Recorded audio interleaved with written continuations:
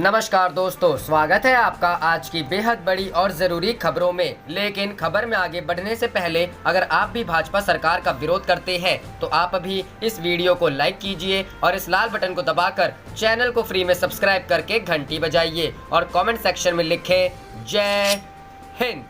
रुख करते हैं पहले खबर की तरफ। राजस्थान की लड़ाई दिल्ली ले जाने की तैयारी में गहलोत राष्ट्रपति के सामने लगाएंगे गुहार। जी हां दोस्तों, कांग्रेस राजस्थान की लड़ाई जयपुर से दिल्ली ले जाने की तैयारी में है। शुक्रवार को राजभवन में गहलोत गुट के विधायकों के धरना देने के बावजूद अगर लगता है कि उनकी मांग की अनदेखी हो रही है तो फिर कांग्रेस दिल्ली का रुख करेगी। मुख्यमंत्री अशोक गहलोत और उनका खेमा राष्ट्रपति रामनाथ कोविंद के समक्ष गुहार लगाएगा। इसके साथ ही गहलोत गुट के विधायकों की सड़क पर भी उतरने की प्लानिंग है। बता दें कि राजस्थान हाईकोर्ट से निराशा हाथ लगने के बाद गहलोत गुट के विधायक राजभवन पहुंचे हैं। सीएम अशोक गहलोत और उनके खेमे की मांग है कि राज्यपाल विधानसभा का सत्र बुलाएं। राज्यपाल कलराज मिश्रा ने राजभवन पहुंचे गहलोत गुट के विधायकों से मुलाकात भी की। कलराज मिश्रा ने कहा कि आपकी मांग हमने सुन ली है, पूरा मामला सुप्रीम कोर्ट में चल रहा है, संवैधानिक संस्थाओं का टकराव नहीं होना चाहिए। कलराज मिश्रा ने कहा कि विचार विमर्श के लिए वक्त चाहिए। इससे पहले राजभवन परिसर में कांग्रेस विधायकों ने नारेबाजी की। कांग्रेस विधायकों ने अशोक गहलोत के समर्थन में नारे लगाए। वहीं गहलोत सरकार का कहना है कि कैबिनेट ने प्रस्ताव पास कर दिया है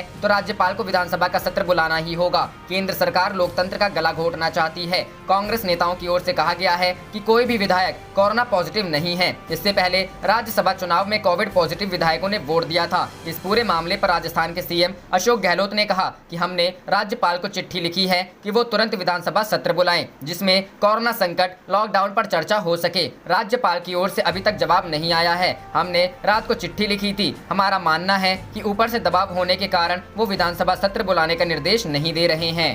रुख करते हैं अगली खबर की तरफ। जय शिवाजी नारे पर सियासत तेज, शिवसेना एनसीपी ने बीजेपी के खिलाफ खोला मोर्चा। जी हां दोस्तों, महाराष्ट्र में शिवाजी पर एक बार फिर सियासत तेज हो गई है। राज्यसभा सदस्यों के शपथ ग्रहण समारोह के दौरान सांसद उदयनराजे भोसले द्वारा लगाए गए जय भवानी जय शिवाजी के नारे को उपराष्ट्रपति वेंकैया नायडू द्वारा सदन की कार्यवाही से हटाने को लेकर राजनीतिक में विवाद खड़ा हो गया है। छत्रपति शिवाजी महाराज का अपमान बताते हुए शिवसेना और एनसीपी ने बीजेपी के खिलाफ मोर्चा खोल दिया है। साथ ही संभाजी राजे ब्रिगेड सड़क पर उतरकर प्रदर्शन कर रही है। शिवाजी महाराज के 17वें वंशज और बीजेपी सांसद उदयनराजे भोसले ने शपथ ग्रहण के दौरान जय भवानी जय शिवाजी नारा लगाया था। उनके यह नारा लगाते ही कुछ विपक्षी सदस्यों ने इस पर आपत्ति उठाई, जिसके बाद उपराष्ट्रपति वेंकैया नायडू ने यह कहते हुए इन नारों को सदन की कार्रवाई से हटाने का निर्णय किया कि शपथ ग्रहण के साथ कोई और शब्द जोड़ा जाना संविधान सम्मत नहीं है। जय शिवाजी का नारे को हटाने के घटनाक्रम को लेकर महाराष्ट्र में राजनीतिक रंग दिया जा रहा है। एक तरफ उपराष्ट्रपति वेंकैया नायडू पर निशाना साधा जा रहा है तो दूसरी तरफ बीजेपी सांसद उदयनराजे भोसले को भी घेरने का प्रयास हो रहा है।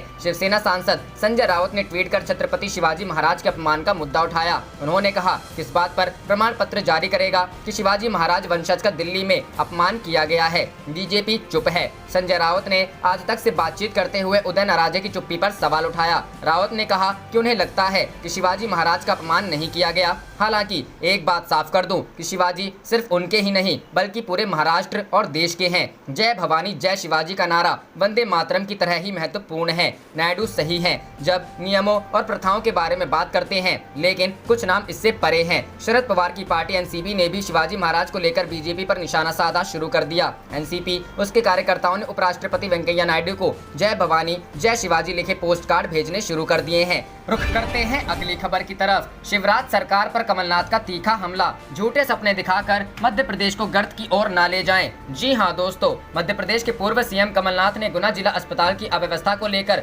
शिवराज सरकार पर निशाना साधा है। साथ ही साथ सीएम शिवराज को सलाह दी है कि प्रदेश की जनता को झूठे सपने दिखाकर गर्त की ओर ले जाना बंद करें, प्रदेश के गरीब वर्ग की चिंता करें और उन्हें इलाज उपलब्ध कराएं। कमलनाथ ने ट्वीट करते हुए लिखा कि राज्य में विधायकों की खरीद फरोख्त जोरों पर है, खुली बोलियां लगाई जा रही हैं, लेकिन गुना में जिला अस्पताल के सामने अशोक नगर निवासी एक महिला अपने 2.5 साल के बच्चे के साथ अपने पति के इलाज के लिए दिन भर गुहार लगाती रही। 5 रुपए नहीं होने पर उसका इलाज का पर्चा नहीं बनाया गया और उसका इलाज नहीं किया गया और उसकी आंखों के सामने ही उसके पति ने तड़प तड़प कर दम तोड़ दिया। यह है प्रदेश की स्वास्थ्य सेवाएं, शिवराज सरकार में प्रदेश की स्थिति। इसी घटना को लेकर पूर्व मंत्री जयवर्धन सिंह ने एक वीडियो शेयर किया है। दावे बड़े बड़े लेकिन धरातल पर स्थिति जीरो। खुद को मामा बताने वाले, खुद को बड़ा जनसेवक बताने वाले आंख खोलकर देखें यह सच्चाई। प्रदेश वासियों को झूठे हवाई सपने दिखाना बंद करें, जमीन पर लौट आएं, प्रदेश को वापस गर्त में न ले जाएं, प्रदेश के गरीब वर्ग की चिंता करें, उन्हें कम से कम इलाज तो उपलब्ध करवाएं।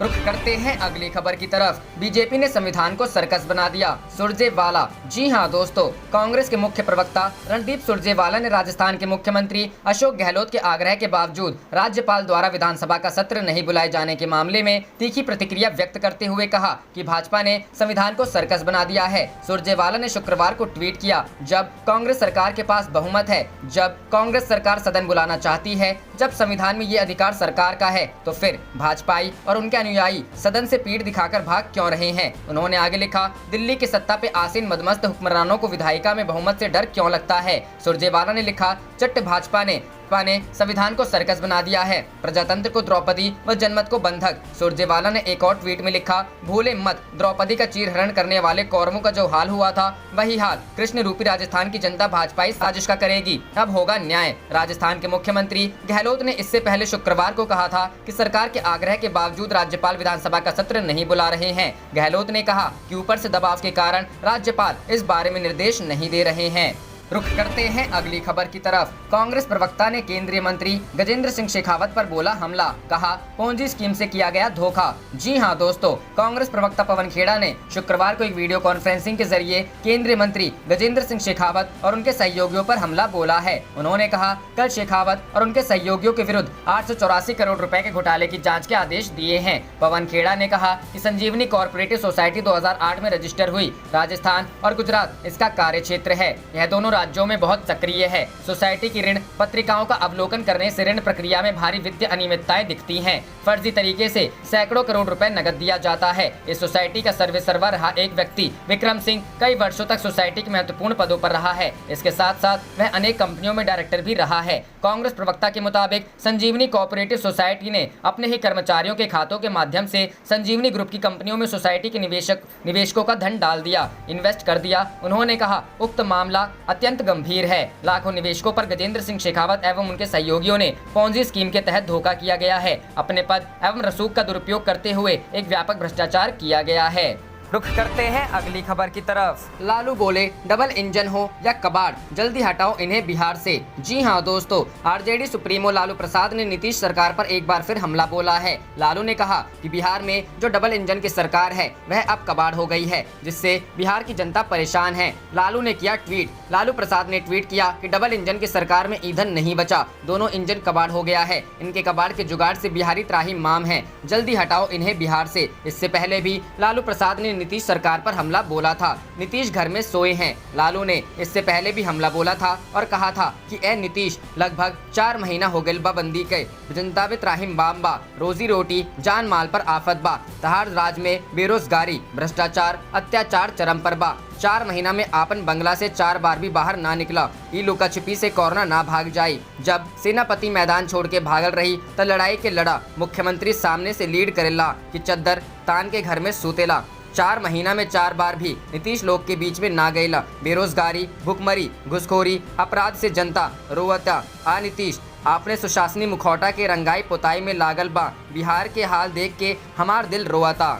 रुख करते हैं अगली खबर की तरफ। स्टे के बाद आर पार के मूड में गहलोत गुट, राजभवन में हो सकती है विधायकों की परेड। जी हां दोस्तों, राजस्थान हाईकोर्ट के फैसले के बाद जयपुर के सियासी गलियारे में हलचल बढ़ गई है। बताया जा रहा है कि कोर्ट के फैसले के बाद कांग्रेस विधायक आर मार की लड़ाई के मूड में है और विधायकों ने मुख्यमंत्री अशोक गहलोत पर बहुमत साबित करने का दबाव बनाया है। इसके बाद गहलोत ने राज्यपाल कलराज मिश्रा से मुलाकात का समय मांगा है। राजभवन के सूत्रों के मुताबिक राज्यपाल कलराज मिश्रा ने सीएम अशोक गहलोत को 12:30 बजे मिलने का समय दिया है। अभी कंफर्म नहीं है कि सीएम अशोक गहलोत अकेले राज्यपाल से मिलेंगे या फिर विधायकों की परेड कराई जाएगी, लेकिन पार्टी के सचेतकों से होटल के बाहर बसों का इंतजाम करने के लिए कहा गया है। गौरतलब है कि सीएम अशोक गहलोत ने बहुमत होने का दावा किया था। उन्होंने कहा था कि हमारे पास 102 विधायकों का समर्थन है। बहुमत को साबित करने के लिए सोमवार को विधानसभा सत्र बुलाने की भी तैयारी थी। इस बीच हाईकोर्ट के फैसले के बाद अब सीएम अशोक गहलोत ने राज्यपाल कलराज मिश्रा से मिलने का वक्त मांगा है। बताया जा रहा है कि सीएम अशोक गहलोत ने राज्यपाल कलराज मिश्रा को चिट्ठी लिखी है। साथ ही राज्यपाल कलराज मिश्रा के सामने विधायकों की परेड कराई जा सकती है। इसके साथ ही सोमवार को विधानसभा सत्र बुलाने की बात की जा सकती है। इस सत्र में सीएम अशोक गहलोत अपना बहुमत साबित करेंगे। राजस्थान हाईकोर्ट से पायलट गुट को एक बार फिर राहत मिली है। हाईकोर्ट ने विधानसभा स्पीकर के उस नोटिस पर स्टे लगा दिया है जिसमें बागी विधायकों पर अयोग्य करार होने का खतरा बरकरार था। हालांकि अभी ये अंतिम फैसला नहीं है। इसके साथ ही केंद्र सरकार को पक्षकार बनाने की अर्जी मंजूर कर ली गई है।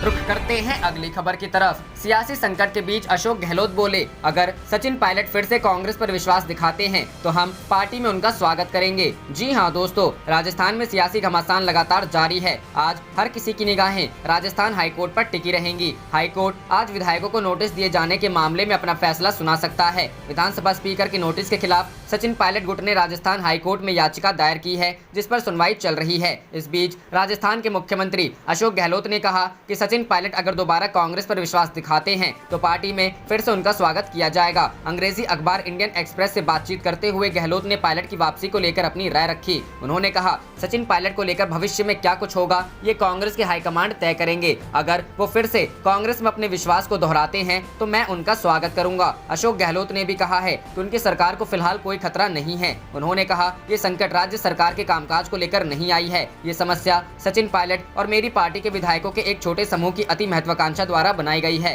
राजस्थान में कांग्रेस सरकार के पास विधानसभा में पूर्ण बहुमत है। हमें लोगों का भी समर्थन प्राप्त है, इसलिए ये सरकार पूरी तरह से स्थिर है और अपना पूरा कार्यकाल पूरा करेगी। सूत्रों की माने तो यह विधानसभा सत्र सोमवार से बुलाया जा सकता है। इसमें सरकार फ्लोर टेस्ट करवा सकती है। सीएम अशोक गहलोत मौजूदा सियासी संकट को खत्म करने की कवायद में जुटे हैं। इसी के तहत विधानसभा सत्र बुलाने की तैयारियां जोरों पर चल रही हैं। कांग्रेस के अध्यक्ष गोविंद सिंह डोटासरा ने कहा कि विधानसभा सत्र बुलाने का अधिकार मंत्रिमंडल ने सीएम को दे दिया है। सीएम जब चाहें राज्यपाल से कहकर विधानसभा सत्र बुला सकते हैं। रुख करते हैं अगली खबर की तरफ। राजस्थान राजनीतिक संकट, ऊपरी दबाव की वजह से विधानसभा सत्र नहीं बुला रहे राज्यपाल, हम सभी विधायकों संग जा रहे राजभवन, गहलोत। जी हां दोस्तों, राजस्थान हाईकोर्ट से सचिन पायलट गुट को राहत मिलने के बाद जयपुर के होटल फेयरमाउंट के बाहर हलचल तेज हो गई। मुख्यमंत्री अशोक गहलोत ने मीडिया के सामने आकर राज्यपाल पर आरोप लगाए हैं कि वह ऊपर से दबाव की वजह से विधानसभा का सत्र नहीं बुला रहे हैं। बहुमत होने का दावा करते हुए अशोक गहलोत ने कहा कि वह अपने विधायकों को लेकर राजभवन जा रहे हैं। सभी मिलकर राज्यपाल से अपील करेंगे कि विधानसभा का सत्र बुलाया जाए। उन्होंने यहां तक कहा कि यदि राजस्थान की जनता राजभवन घेर लेती है तो हमारी जिम्मेदारी नहीं। अशोक गहलोत ने कहा, हमने माननीय राज्यपाल महोदय को कल पत्र भेजकर अपील की कि हम विधानसभा का सत्र बुलाएं और कोरोना सहित सभी मुद्दों पर चर्चा करें। हमें उम्मीद थी कि वह रात में ही आदेश जारी कर देंगे, लेकिन अभी तक उन्होंने ऐसा नहीं किया है। हमें लगता है कि ऊपर से दबाव की वजह से वह विधानसभा का सत्र बुलाने के लिए निर्देश नहीं दे रहे हैं। हमें इस बात का दुख है।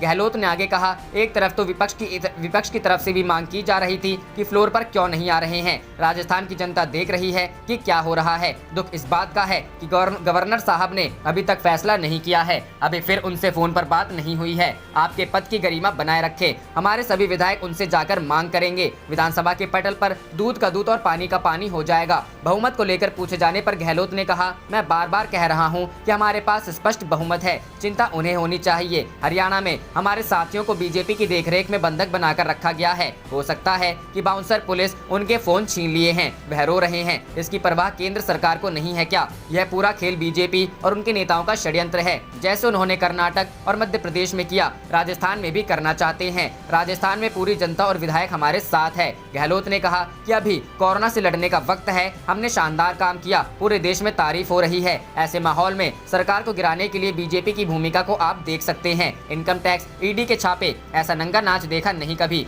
जैसा अभी हो रहा है। हम अभी आ रहे हैं राज्यपाल के पास उनकी अपील करने के लिए। किसी के दबाव में ना आए, वरना हो सकता है कि पूरे राज्य की जनता राजभवन को घेर लेगी। हमारी जिम्मेदारी नहीं होगी। बताया जा रहा है कि हाईकोर्ट के नतीजे के बाद गहलोत पर उनके विधायकों ने जल्द बहुमत परीक्षण को लेकर दबाव बनाना शुरू कर दिया है। विधायकों का कहना है कि वे कब तक इस तरह होटल में बंद रहेंगे। अशोक गहलोत ने राज्यपाल कलराज मिश्रा से मुलाकात के लिए समय मांगा था। राजभवन ने 12:30 पर मिलने का समय समय दिया था, लेकिन गहलोत ने निकलने में देरी को लेकर राजभवन को सूचना भेजी है। इससे पहले राजस्थान उच्च न्यायालय ने बर्खास्त उप मुख्यमंत्री सचिन पायलट और 18 असंतुष्ट कांग्रेसी विधायकों को अयोग्य करार देने के लिए विधानसभा स्पीकर की ओर से जारी नोटिस पर स्टे लगा दिया है। इसके अलावा भारत सरकार को पक्षकार बनाए जाने की पायलट गुट की मांग भी स्वीकार कर ली। रुख करते हैं अगली खबर की तरफ। कमलनाथ ने पीएम मोदी से की देश के लोकतंत्र को बचाने की मांग। जी हां दोस्तों, पार्टी के बागी विधायकों के कारण अपनी सरकार बचाने में असमर्थ रहे मध्य प्रदेश के पूर्व मुख्यमंत्री कमलनाथ ने बृहस्पतिवार को प्रधानमंत्री नरेंद्र मोदी को पत्र लिखकर उनसे वैश्विक पटल पर स्थापित देश के लोकतंत्र को बचाने की मांग की।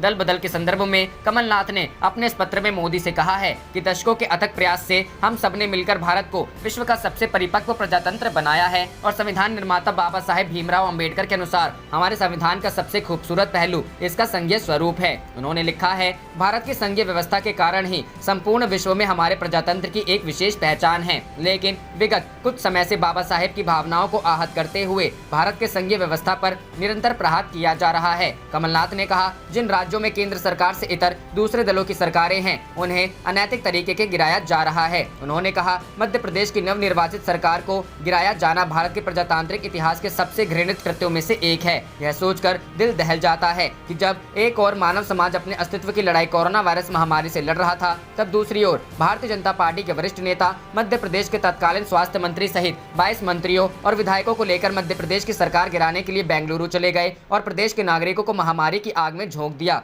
कमलनाथ ने आगे लिखा, चर्चा यह भी है कि मध्य प्रदेश में कई मौका परस्त मतलबी लोभी नेताओं ने मध्य प्रदेश में कांग्रेस की सरकार गिराने तक के देश में लॉकडाउन को 24 मार्च के पहले लागू नहीं होने दिया। अभी भी मध्य प्रदेश में भाजपा द्वारा प्रतिपक्षी विधायकों को प्रलोभित करके उनके इस्तीफे कराकर भाजपा में शामिल कराया जा रहा है और ऐसे अनैतिक कृत्य के उपचुनावों का बोझ प्रदेश के नागरिकों पर डाला जा रहा है। उन्होंने कहा, मेरी चिंता सिर्फ प्रदेश में कांग्रेस की सरकार गिरने तक सीमित नहीं है, बल्कि आज देश की प्रजातांत्रिक व्यवस्था में एक भूचाल आया हुआ है और ऐसी शंका है कि इसका केंद्र बिंदु केंद्र में निहित है। कमलनाथ ने आगे लिखा, लेकिन मैं उम्मीद करता हूं कि मेरी शंकाएं निराधार साबित होंगी और आप भारत के लोकतंत्र की गिरती हुई साख को बचाने के लिए आगे आएंगे तथा ऐसे अवसरवादी नेताओं को अपनी सरकार एवं दल में कोई स्थान नहीं देंगे जिन पर प्रजातांत्रिक मूल्यों का सौदा करने का आरोप है, ताकि हम भारत राष्ट्र की वैश्विक पटल पर स्थापित लोकतांत्रिक निष्पक्षता, पारदर्शिता, परिपक्वता की पहचान को बरकरार रख पाएंगे। मालूम हो कि मार्च से लेकर अब तक कांग्रेस के 25 विधायक कांग्रेस छोड़ भाजपा में शामिल हो गए हैं।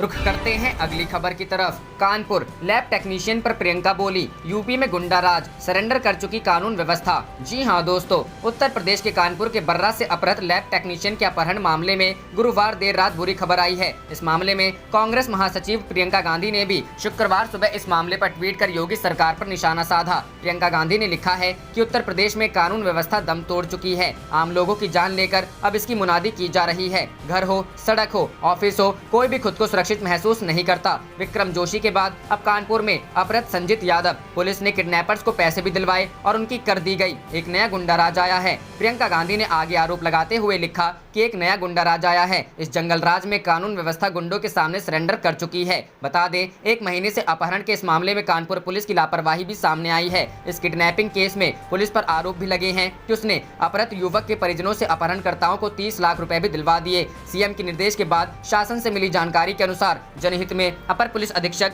दक्षिणी कानपुर नगर आईपीएस अपर्णा गुप्ता और मनोज गुप्ता तत्कालीन सीओ को निलंबित कर दिया गया है। इसके अलावा लापरवाही बरतने के आरोप में पूर्व प्रभारी निरीक्षक थाना बर्रा रणजीत राय और चौकी इंचार्ज राजेश कुमार को निलंबित कर दिया गया है। आपको बता दें कि बर्रा थाना क्षेत्र में रहने वाला 30 साल का संजीत एक अस्पताल में लैब टेक्नीशियन था। 22 जून की शाम अस्पताल से घर के निकला लेकिन पहुंचा नहीं। उसके एक सप्ताह बाद 29 जून को फिरौती के लिए पहला फोन आया, जिसके बाद पान की गुमटी से परिवार का गुजर बसर करने वाले संजीत के पिता चमन लाल ने इसकी जानकारी पुलिस को दी। पुलिस ने नंबर नोट करने के बाद उन्हें हिदायत दी कि जब भी अपहरणकर्ता का फोन आए तो वह लंबी बात करे, लेकिन बर्रा थाना पुलिस और सर्विलांस सेल कॉल को ट्रेस कर अपहरणकर्ता की लोकेशन का पता नहीं लगा पाई। अपहरणकर्ता लगातार 30 लाख की फिरौती न देने पर युवक की करने की धमकी दे रहा था।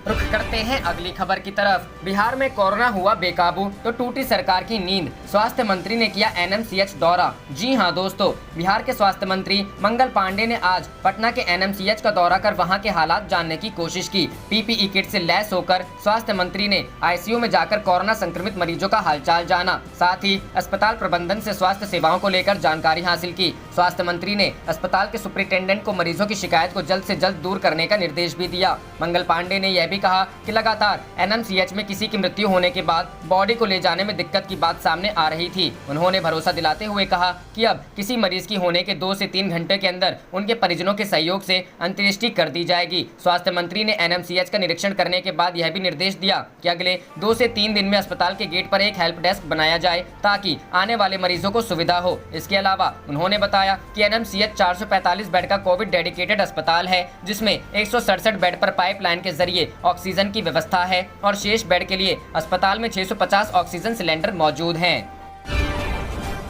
आप देख रहे थे आपका अपना चैनल जय हिंद जय भारत।